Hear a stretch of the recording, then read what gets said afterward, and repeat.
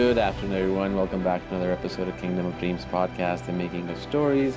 Today, my guest is Darryl MacDonald, who is one of the cinematographers on NBC's series The Americas, which is narrated by Tom Hanks. It just had its 10th episode and last episode shown yesterday or the day before yesterday, and there's a behind-the-scene episode coming in the next 2 days.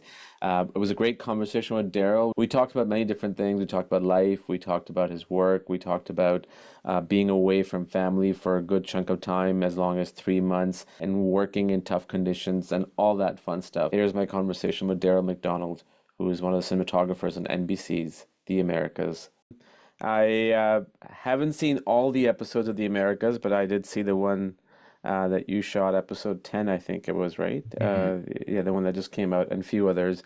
The thing is, there's so many nature shows now, as opposed to even 5 years ago or 10 years ago, and it's really hard to find them unique, for the lack of a better word. But the reason I enjoyed the episodes for this one more, maybe this is just my guess, close to home, similar kind of environment and all that, but also there's just something about the way it was shot, not necessarily from the movement standpoint, but the colors, that stood out to me more than others may have. I'm not downplaying any other ones, but there was just something about this that I can't figure out what it was, that I enjoyed more than the others.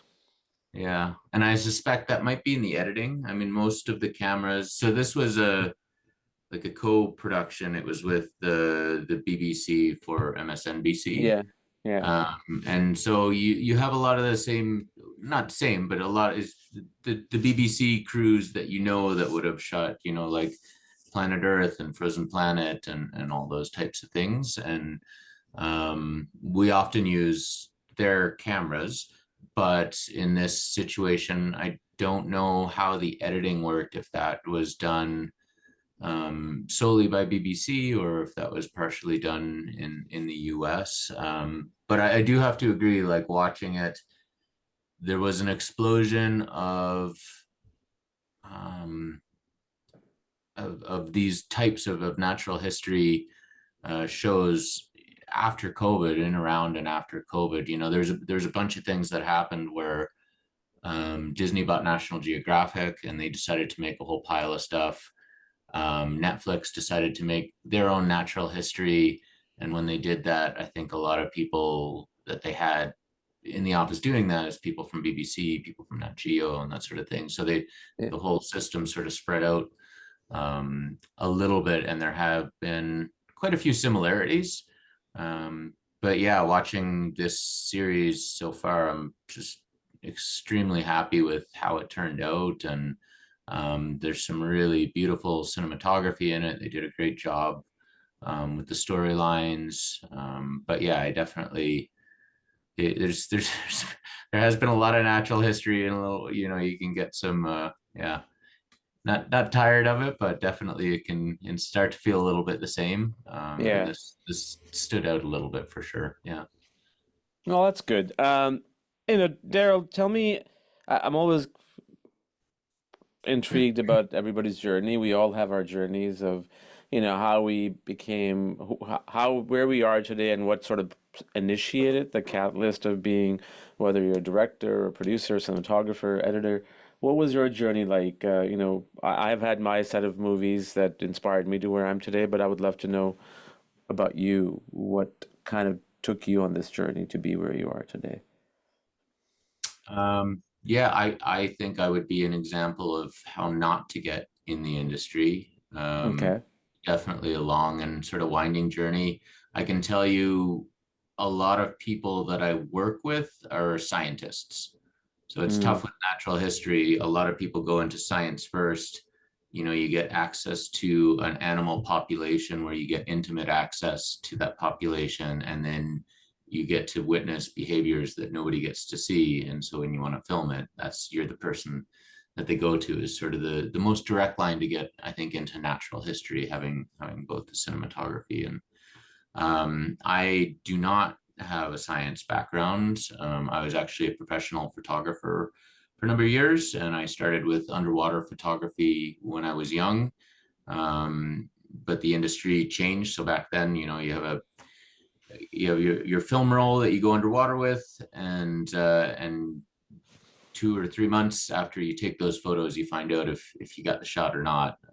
And the industry obviously changed with digital and then instant Hmm. feedback loop and the ability to, and I was seeing less and less clients looking to pay me to travel because there was so many people that were willing to do it for free. There's a lot more people that had access to cameras, and with that instant feedback loop, there's a lot of better photographers. So you just had to have a good eye, and you could sort of figure the rest out on the camera, right? So I swapped over to cinematography, and um, and then I started working with scientists on a regular basis. So I did some volunteer work early on. I worked a lot with the Arabian humpback whales in the Middle East. And they kept bringing me back after that. And then they got me onto a few other projects. Again, working with scientists with little to no budget, really difficult locations. And that got me access to several other jobs. And then when scientists wanted to, or sorry, when uh, productions wanted to film the animals that we were working with, the scientists would often send them in my direction because they're like, well, we have this guy that works with us that does all our media, and he can do video and he can do photos and drive the boat and all that sort of stuff. So yeah, Nice. it was started with one, and then once you can, I guess, Sure. prove that you know what you're doing, and yeah, I What think got you into photography? Was there a specific moment in life?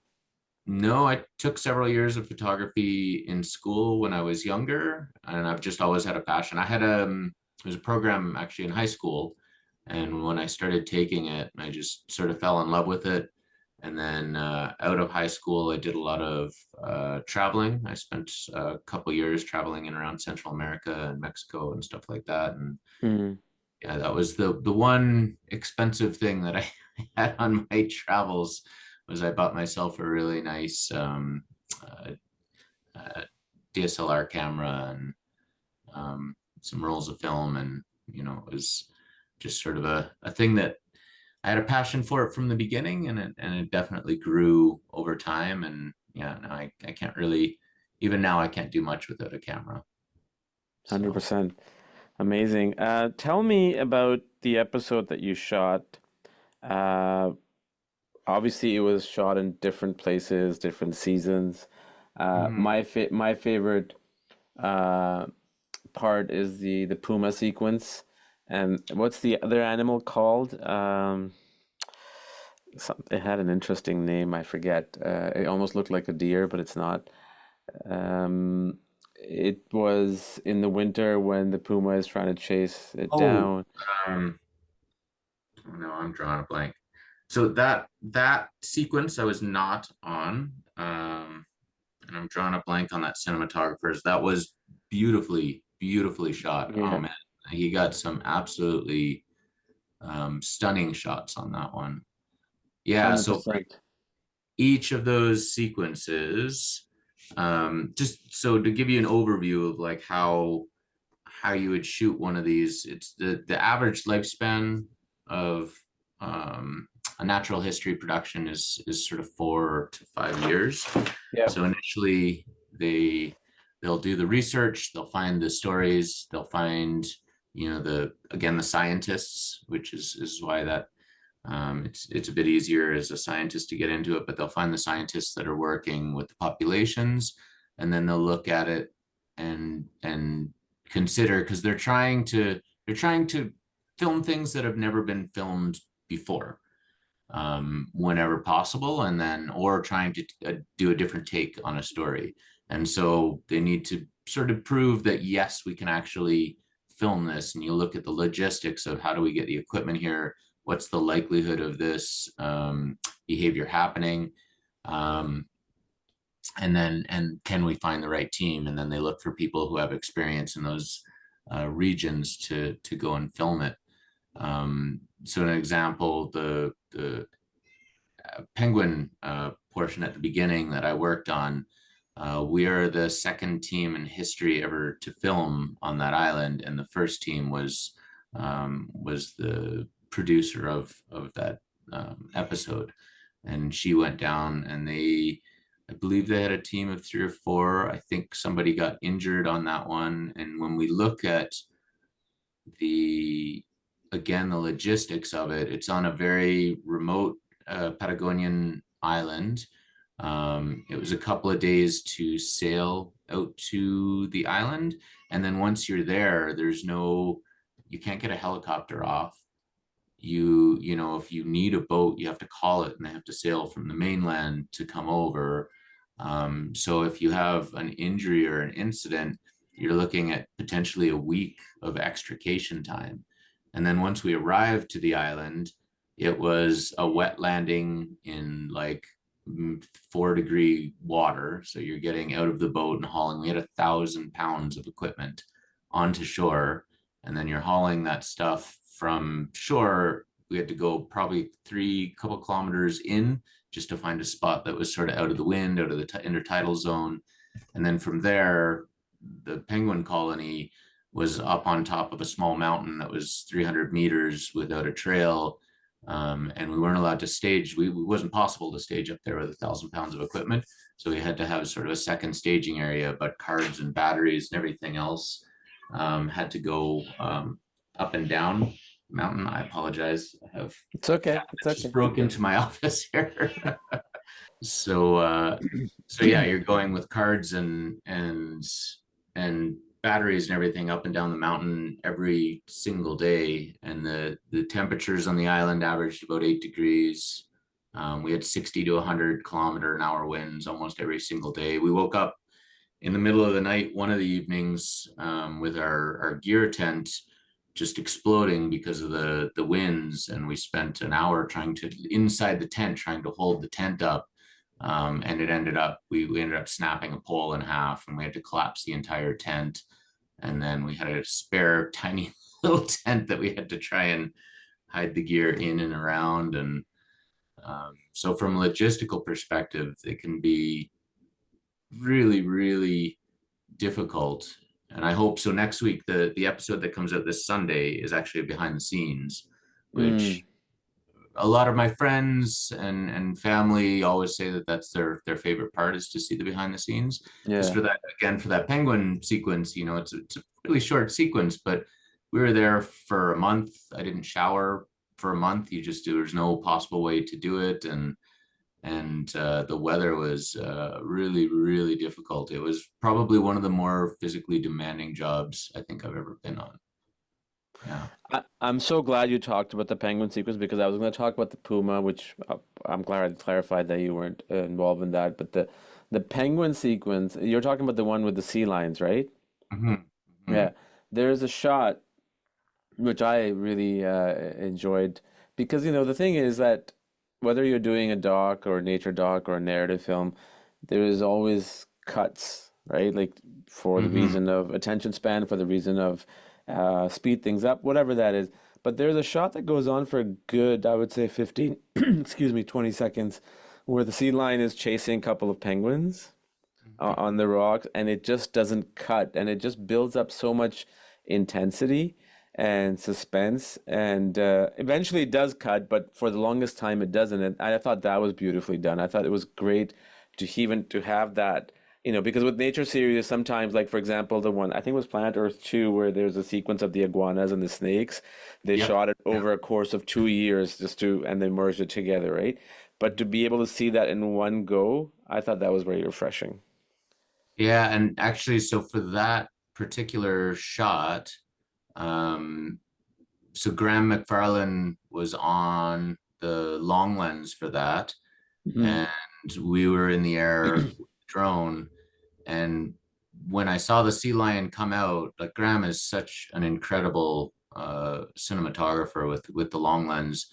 I would say within probably 4 or 5 seconds of me yelling that the sea lion was out of the water, Graham was zoomed in and in focus, and we were up on a cliff. Like he probably would have been shooting at 1,500 mils. Mm. at that. He was in focus, on top of it, instantaneously. He's just an amazing long lens cinematographer, and so a lot of that sequence was actually the same, both angles happening at the same time, which, as I'm sure you are aware that, often in natural history, you're building these up over weeks and Mm-hmm. a period of time, but that a lot of that was from the same moment, which is not something that happens super often. So Yeah. yeah. I mean, I'll say this for the audience. I'm sure you know this. The very first time, when was the very first Planet Earth came out? It's almost been 20 years, right? I would say. It's yeah, that's a good question. I think Let it me has. just, it feels like it's been that long, but because that kind of started, I think everything to it, it took everything. Yeah, 2006, March 5th. It has been 20 years. So I remember there's a sequence in there, and this was when Mhm. in my early days of production, I watched behind the scenes of that. And there's a sequence, I don't know which episode it was, what it was the context of it, but it was a 360-degree shot of bunch of plants growing and then going down and then growing, something to that effect. I And think you might be talking about Life. maybe They it's, did a 3 year long time lapse. yeah, that's I the know one. Then some of maybe the it's people life. Yeah. yes, that is one of my favorite sequences of all time. It's so incredible how they did that shot. Yeah. Um, So that came out 2009. Still around the mhm, same time. And I remember, so I'm a huge nature buff, right? Like I have flown drones all over Calgary, Banff, and mhm. Jasper area, all of that stuff. And when that came out, I was like so blown away by the fact that it took that long. And Mhm. I'm just sitting in my head thinking, yeah, it may pay well. I'm imagining it paid well, but to be able to get one shot over 3 years and just be responsible for that, if that's the only job that you have, must be Mhm. quite boring, right? From that standpoint. I mean, But kudos to them who did it. yeah, I mean, I suggest the people who were on that, that wouldn't have been their sole job if they did Yeah. other stuff on the project. But to dream that up at that time, I have to say I've worked, I've worked with Netflix and I've worked with Disney and I've worked with BBC, and all of them are amazing. The BBC, the two things that I feel that they do the best that I've seen, they're very, very good at creating innovation to capture new things. And they're also very good at picking these really small teams that are capable of just doing, like, capturing amazing things, like very small dedicated teams where people can wear multiple hats and get along together and can go out in the wilderness for a month or 2 months and work in really difficult environments and capture amazing things.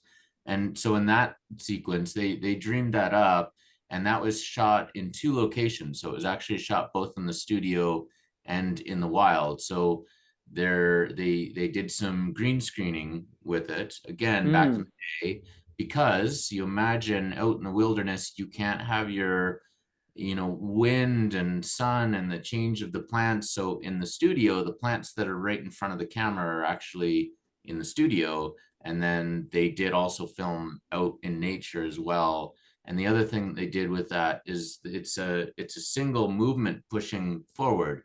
So you've got, um, basically building like the tracks over time, because you can't have a track in front of the camera the whole time.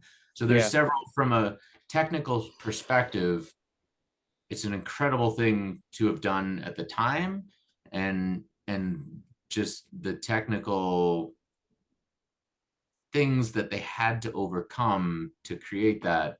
There's many. So it's Yeah. pretty cool. Yeah. No, it is, and that's what I was saying. That at the time I was like, "Oh my God, this must be boring." But then, after a while, when I started watching more stuff, and then I realized that obviously it's multiple teams and all, and you do different things, and it makes it. it makes it interesting. And you said something very cool about, which is true. I mean, it's just true for any film, or any relationship or any group of friends. It's like getting along, right? Um, to be on an island for a month with, I'm assuming there was no regular internet, if anything, or it was limited, and to be around people that you're working with. Um, Mhm. I'm sure there were disagreements, and how many of you were there at the island? So we had a team of four basically camera people, and then we were with a ranger as well. So how was that? Like, was there a lot of bonding, or is there a lot of, you know, you're just limited to interact with the same group of people. Sometimes it can get a little bit too much, but then you still have to work with that. If you can just willing to share that experience of just more like dynamic of interpersonal skills and relationship. Yeah, no, it's a great question because again, it's something that I think it's one of the things that I really enjoy about natural history. I find with this job, I think if you're not a great person to get along with, you're probably not going to get invited back because if you're on a shoot for a month in a place in the middle of nowhere, you can honestly you can derail a shoot by just not being a good human being. If you're not getting along with people, if you're not making everybody's life easier. And on this particular shoot, I honestly couldn't have asked for a better team. Every single person on our team, no matter, and again, you have to consider we're we're not showering from a physical perspective where we're hiking you know several hundred meters up and down every single day. It was snowing, it was sunny, it was windy. There's constantly, every time you come back to your tent, it would be filled with sand. You'd have to like desand everything to go to bed in the evenings. The smell towards the end of the 3 weeks inside of myself was just, it's difficult environments, and everybody was just always in a great mood and always in a how can I help you get your job done today? um Again, I honestly truly don't think I could have had a better team, or worked with a better team on this shoot. And that goes for most. I have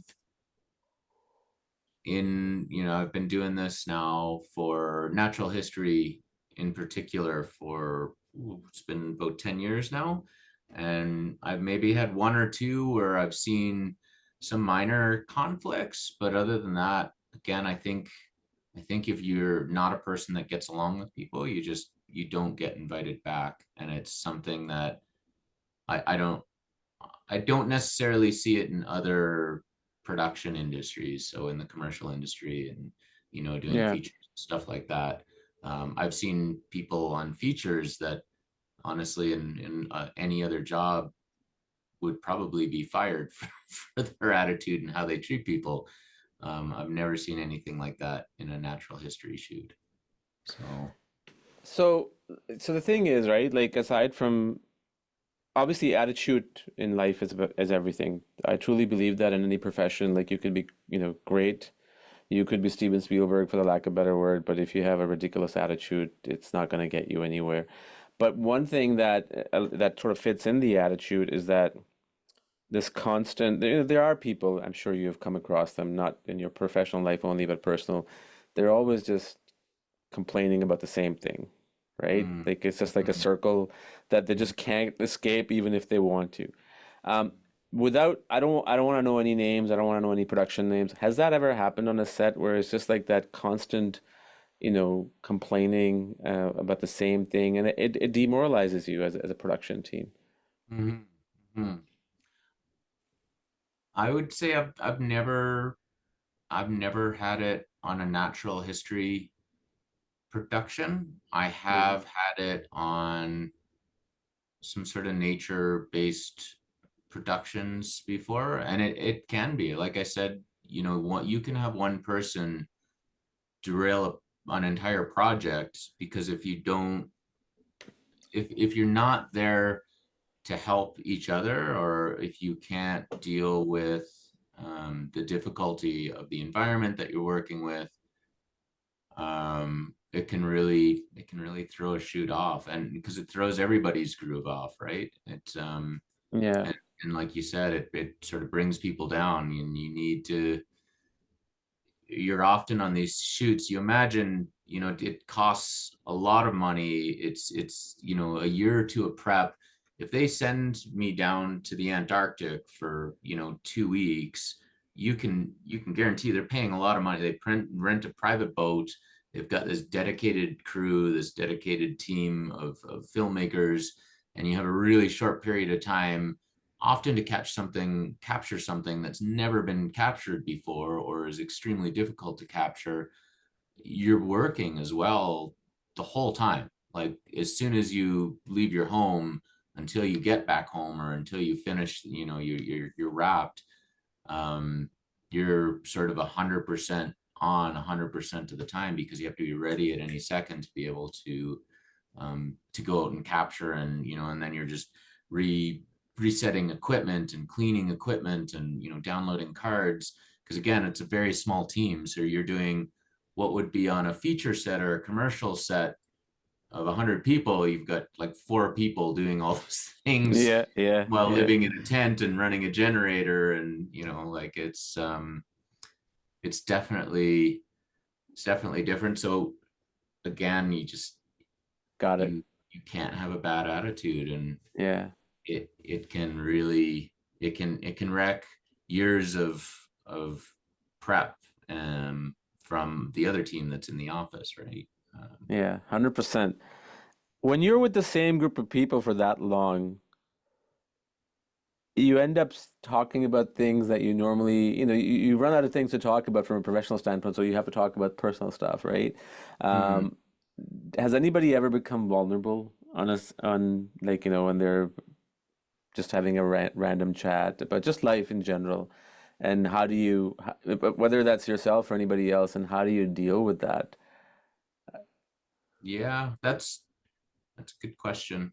Um, I had, when we were on uh, our Oceans, which is the Netflix series that came Yeah, out. yeah. We were working with the killer whales in the Antarctic, and actually I had been so I went straight from this shoot. I had a couple days in Argentina in between, and then I went straight back to the Antarctic on another boat for the Netflix shoot. And so I was away from home for 3 months, which was really difficult for me. I was away from home during the holidays as well, Christmas, New Year's, all that sort of stuff, which I'm used to, but it's always difficult being away from family and friends and stuff like that for a period of time, and then during the holidays. And then my wife and I, we have a couple of cats, and one of our cats we've had for 18 years. Mm, Um, and when we were in the Antarctic on the boat, they got Starlink before we left dock. So for the first time ever in the Antarctic, I was able to have video chats with my wife, which was amazing, because before it mm, was just text based. It was amazing, but she called me one morning. Our cat, we knew he was getting old, and they're part of the family. We had him for 18 years. Is a pretty long time to have a pet. Um, and he was to the point where he was unable to walk, and she was going to have to put him down. And she wanted me to see him one last time beforehand, so she gave me a video call, and it was first thing in the morning. And I was I was pretty upset for a couple of days, but definitely that day. But I didn't want to. There's nowhere. We were on a really really small boat, and there's almost nowhere that you can stand where there's not somebody around, so you can't really have time to yourself. And I had to work. That was the beginning of the day. I had to work that day, so we were underwater. I was like tearing up inside of my mask underwater, and having to like clear the tears out of my mask and still do my job effectively and safely. Um, and I didn't want to bring anybody else down on the boat. And I did tell one of my colleagues on the boat, I think he picked up on something, and he did ask me, and I just mentioned to him like this is what happened, and he just didn't quite immediately give me a big giant hug, and that was what I needed. It was nice. It was Yeah. again, you spend that much time with people in a really difficult place, and you definitely you bond, and especially in those difficult environments, it's a hard job, and I think it would be hard not to be really good friends with the Yeah. crew at the end. And often you're working with different people, but I do occasionally work with the same people over and over again as well, which is nice because Yeah. you go through these bonding sort of shoots, and then you don't see each other for a year or 2 years, or sometimes 10 years, and then you either run into somebody somewhere else, or on another shoot, and it's yeah, that's nice. That's really cool. You mentioned your wife and how is she? I'm sure she's supportive, which obviously is why you were doing what you were doing still.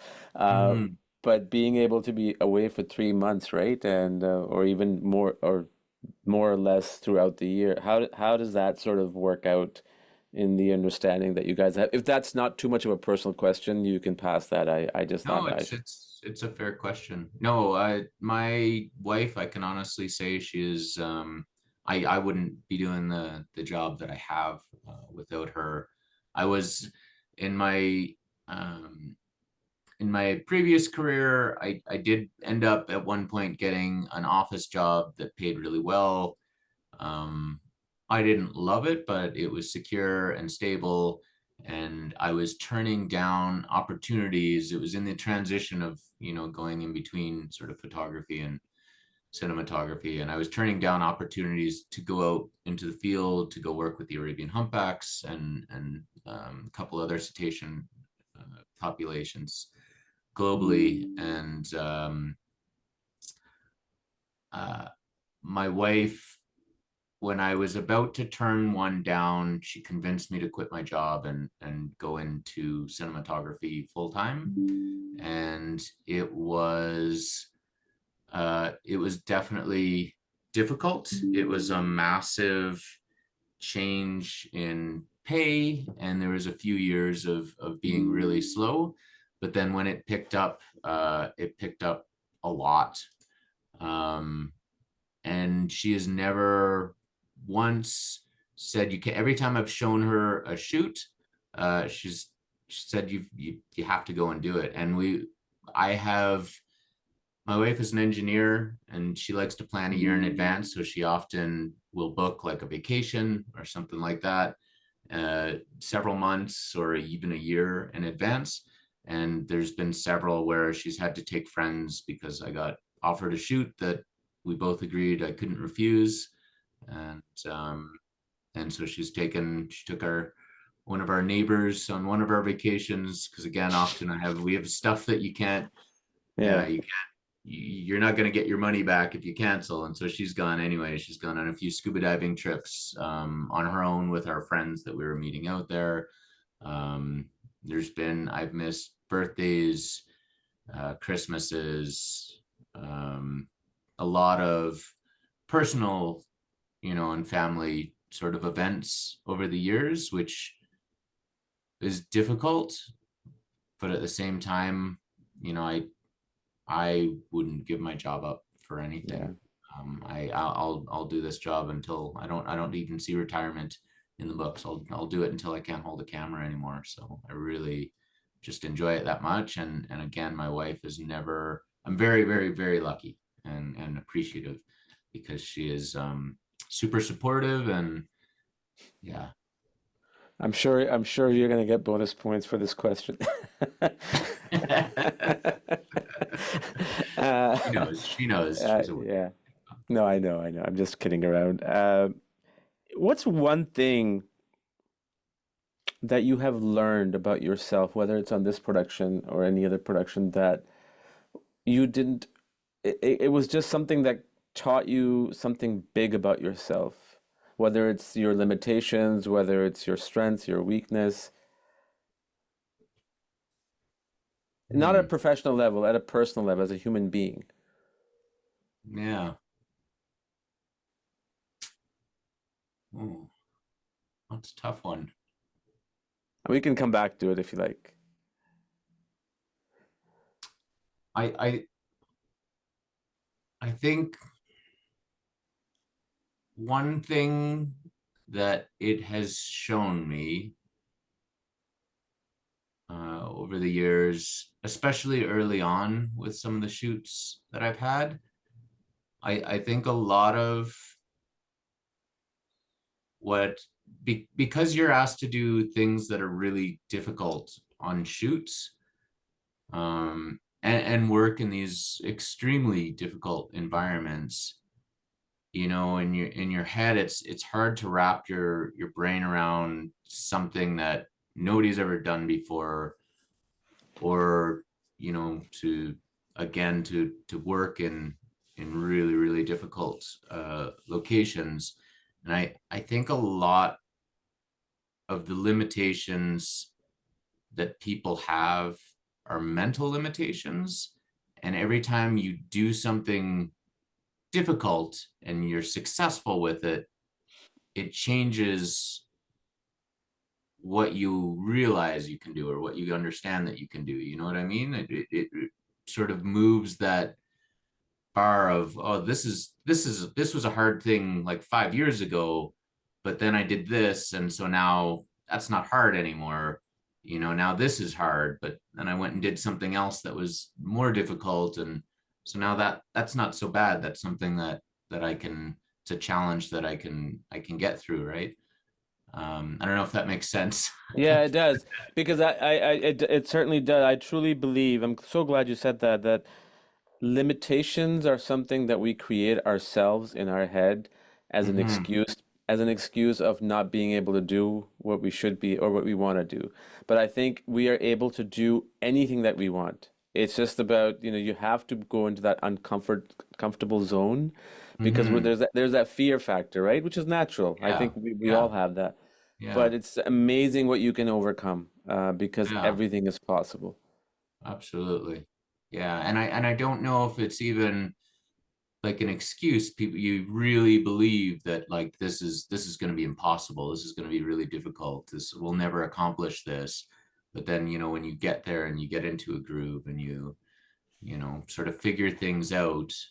Um, yeah. Yeah, when I say excuse, I mean like obviously it's not all the time, but for example, so I had a full-time job in 2006, well up until 2006, Yeah. and I was struggling to figure out I want to do this, how am I going to do this?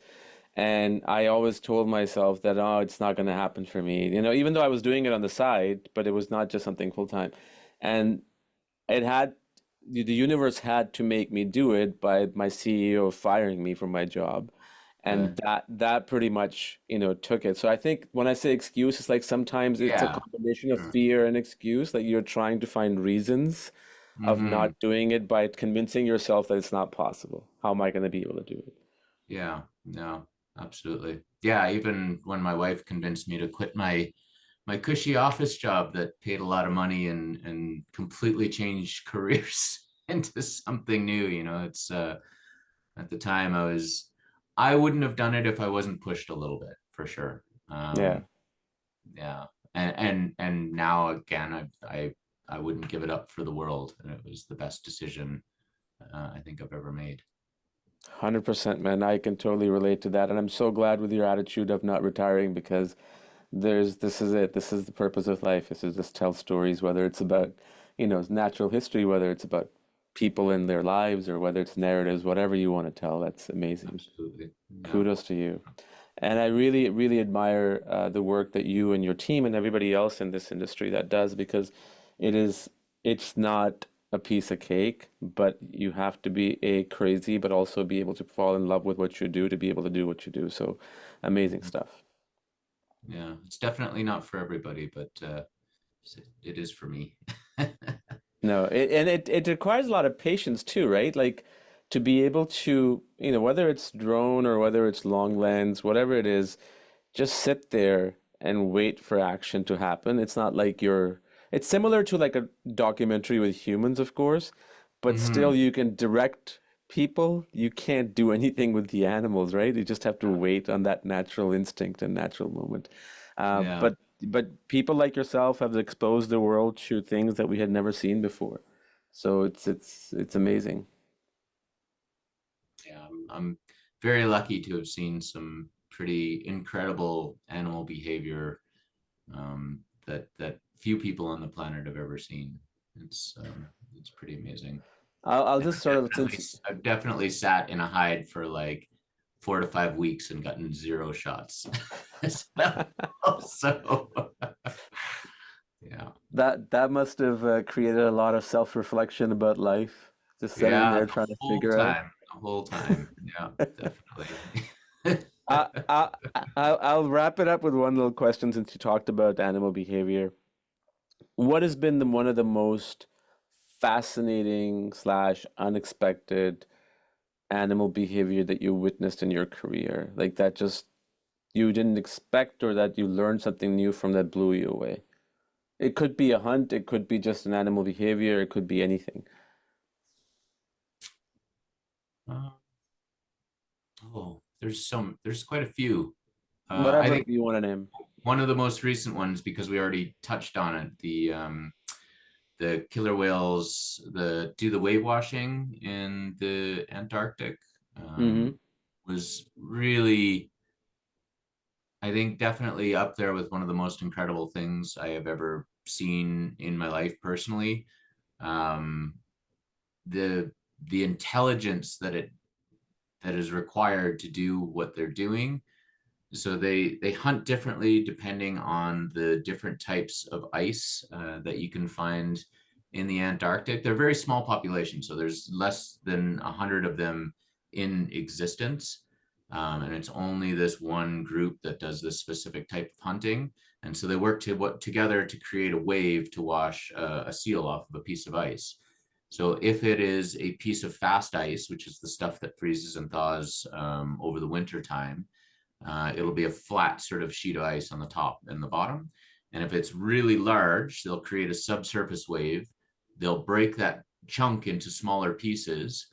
Then they'll find the one with the seal on it and push that piece out into open water, then create another wave to wash the seal off. Oh If wow. it is, and they look beforehand to see which edge the seal is closer to the water, and they'll create a wave on the opposing side. We also saw them one of the days. It was a piece of glacial ice where it's more like an iceberg, so it's got a lot on the bottom, and they just took turns in small groups wave washing over a period of several hours, and it melted away the one side of the ice to the point where they could just push it and flip it and knock the seal off.